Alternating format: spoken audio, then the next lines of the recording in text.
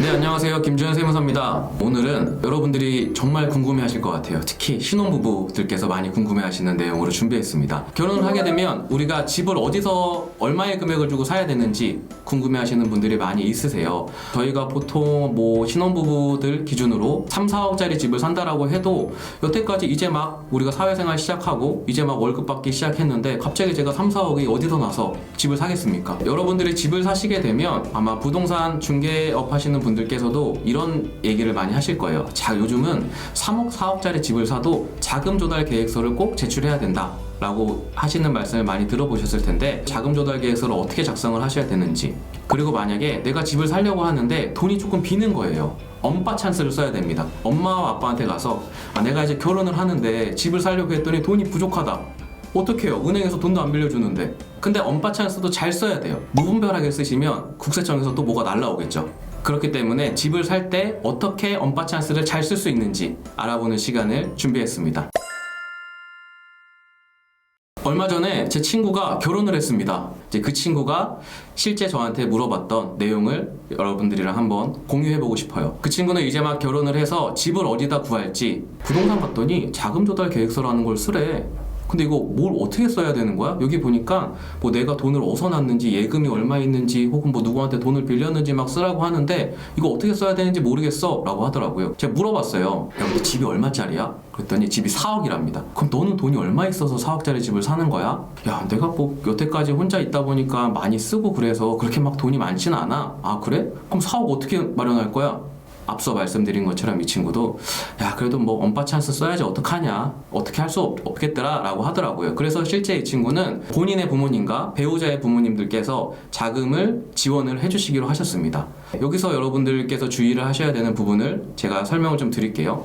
엄빠 찬스로 돈을 만약에 받는다라고 하면 두 가지 방식이 있을 겁니다. 엄마 아빠 나 그냥 돈 좀 주세요, 나 이제 결혼하니까 집이 필요해, 그러니까 집 사야 되니까 집 살 돈 주세요 라고 하는 사람들도 있을 거고, 아니야 엄마 나는 자립심이 강한 사람이니까 내가 꼭 이 돈 갚을 거야, 그러니까 나한테 돈 빌려주시면 제가 이자를 몇 프로로 해가지고 내가 이걸 얼마 동안 기간 동안 내가 갚을 테니까 나한테 돈 빌려주세요 라고 생각하는 분들도 분명 계실 거예요. 그러다 보니까 증여를 받거나 돈을 빌려올 때 어떻게 차용증을 작성을 해야 되는지에 대해서 설명을 좀 드려볼게요. 가장 좋은 건 뭘까요? 그냥 돈을 받아오는 거죠. 우리나라 증여세율이 굉장히 높습니다.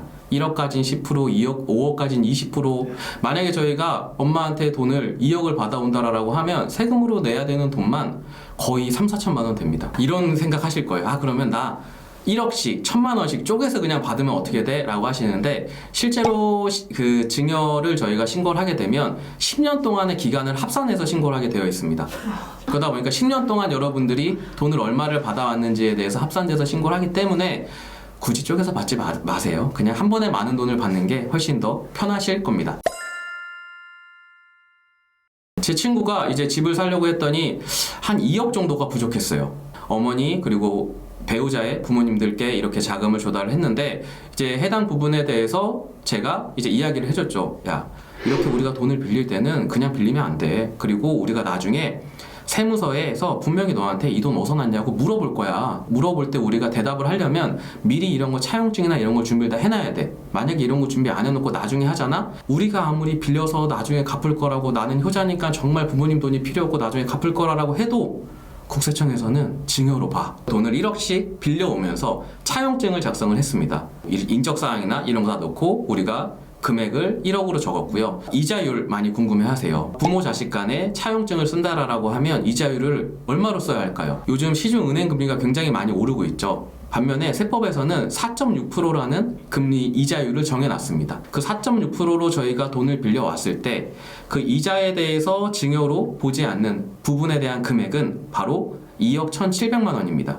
네, 그래서 이 친구 같은 경우에는 양가에서 1억씩 빌리면서 해당 금액에 대해서 이자율도 작성을 하고, 또 그 다음에 내가 엄마랑 같이 가서 이렇게 서류를 작성을 했어요. 그걸 국세청이 알까요, 모를까요? 이렇게 돈을 빌리거나 혹은 돈을 받아올 때는 티나게 일을 해야 돼요. 차용증에 대해서 공증을 받는다든지, 혹은 차용증에 대해서 내용 증명을 보내서 저희가 해당 날짜를 꼭 그 해당 일에 증거를 남겨놔야 나중에 국세청에서 너 이거 그냥 엄마 아빠한테 받은 돈 아니야? 너 이거 세금 내? 너 이거 증여잖아? 라고 했을 때, 아니야, 우리 그때 차용증 내용 증명도 받아놨고 작성일자도 다 적어놨어, 이거 차용이야. 그리고 실제 우리가 원금을 어떻게 갚아 나가고 있어 라는 부분들이 다 입증이 돼야 그 세무서 직원들도 이 사람은 이때 차용증을 썼고 이렇게 작성을 했고 이때에 대한 금액을 이렇게 갚고 나가고 있구나, 이 사람은 실제 부모한테 돈을 빌린 거구나 라고 세무서 직원들도 알 수 있는 겁니다.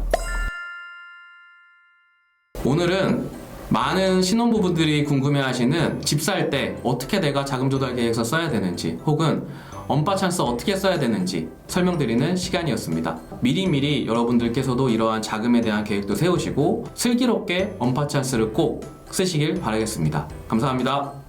우리가 엄마한테 나도 나이 마흔인데 이제 엄마라고 해도 되나? 혹은 자꾸 엄마가 붙네. 제가 엄마를 굉장히 좋아합니다. 네, 엄마한테